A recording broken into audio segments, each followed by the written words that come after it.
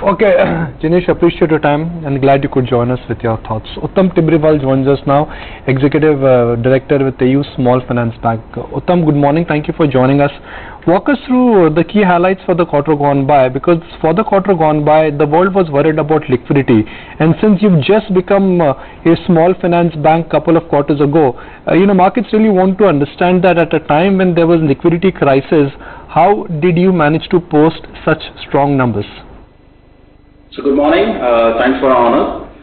So Nikunj, regarding this liquidity, if I see whole market scenario, tightness in the market, but as a bank perform, I think it's a net of positive.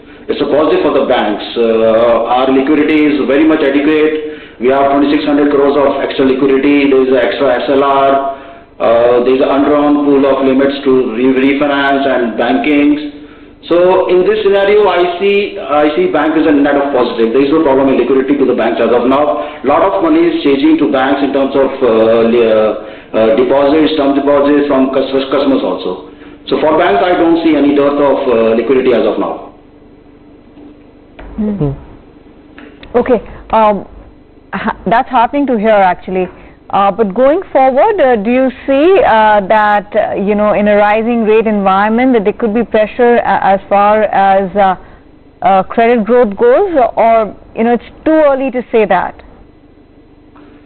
As I said, I don't see any problem in bank platform. A lot of money is changing us. My growth, you have seen there is a 74% growth in my loan disbursements, and I'm growing from Q1 to Q2 last quarter also, and we are into very small granular kind of retail book. My 80% is retail book. As of now, I think it may be too early to say, but to the bank platforms, I don't see any dearth of money around, and I would be able to keep my pace of disbursements as we are keeping. 35-40% growth is not a problem at all. Let's talk about the earnings then, Uttam. And if I look at the quarterly performance, I would like to know what are the key segments, that have seen high growth this quarter, and a slight bit of discrepancy. While your NII growth has been strong because of the disbursements, there has been a margin decline. What explains that? So, I'm growing in my vehicle book. It's predominantly a larger book. We have a 20 years of history in the vehicle book. So I'm growing very fast. I'm growing in my MSME book also, as well as in my wholesale at NBFCs and all. Business banking we have started. We have started gold loans. We have started consumer durables. We have started two-wheelers. So all these segments I am seeing growth. Sorry, I missed your question. Wanted to know what's led to the margin decline?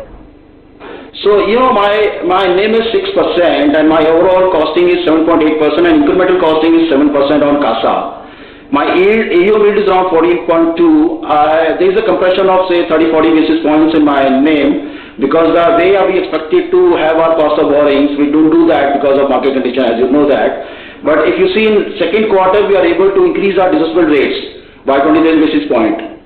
So in longer term, I think we'll be able to manage our spreads.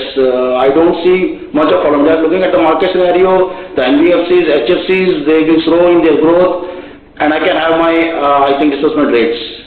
So I will be able to manage my spreads. Okay. The challenge now for most of the banks is that the liability in the market is going to get limited. Everybody wants CASA. You are paying a rate which is certainly one of the highest in the industry. So where do you think your CASA book is headed? Because at a time when interest rates are moving higher, we both know the importance of CASA, and CASA is very hard to get because liabilities in the market are contracting.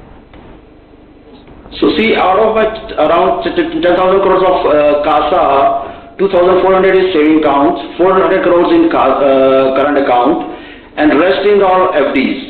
And I can tell you, out of this 7,500 around FDs, 50% is like non-callable.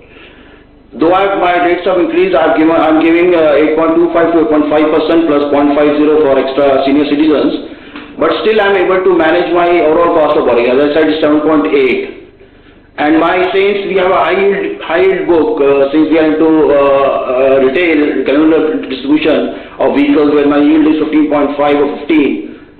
So I think if I'm able to give this higher rate of interest to term deposits or in car or SARS, there is no interest, and if I'm able to build up my car going forward, so I think I'll be able to manage this kind of scenarios.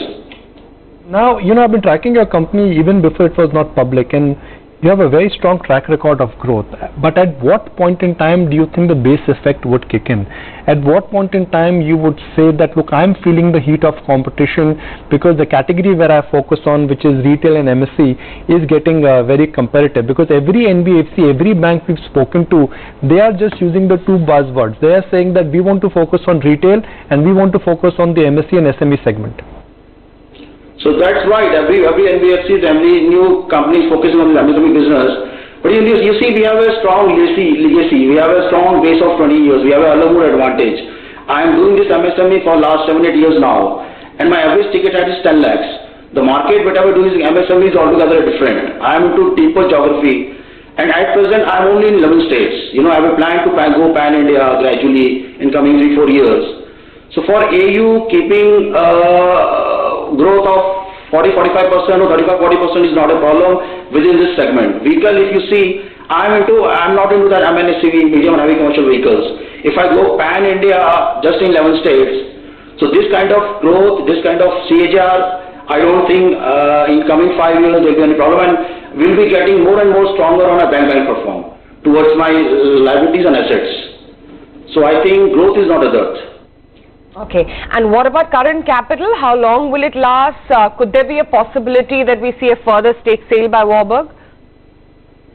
See, I'm presently at 17.8 of kind of capital adequacy, and there is enough room of tier 2. I'm just 0.2%, my all of capital is tier 1, so I can always take tier 2, and domestic money is also coming in the next year. And as of 17.8 is not, my profit is not there, As per RBI, the whole of year profit will get incorporated after a whole year balance sheet audited. So I think it will be around 19, and I can always raise tier 2. So capital adequacy is more or sufficient, there is no problem. Okay, we leave it at that. Thanks very much. All the best for the future. Thanks for joining in and discussing with us your numbers in detail. Thank you. Okay, let's keep it with the financing space. PS Jayakumar, who's MD and CEO of Bank of Baroda, joins in.